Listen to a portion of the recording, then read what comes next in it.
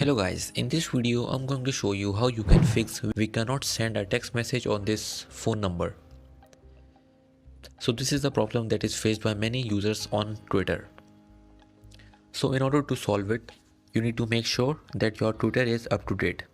And you can check it out by going to your Play Store or App Store. And then go to apps. And here you need to search for Twitter. And here make sure that you are up to date. If you see an update button, click on it and your app will be updated.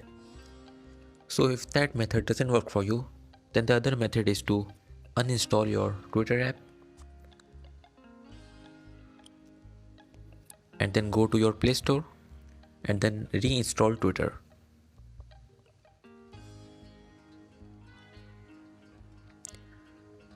So this will make sure that you install the most latest version of Twitter on your mobile device. So these are the two methods by which you can fix your text message problem on your Twitter app. I hope you found this video useful. Please hit the like button and don't forget to subscribe to our channel. And thank you for watching.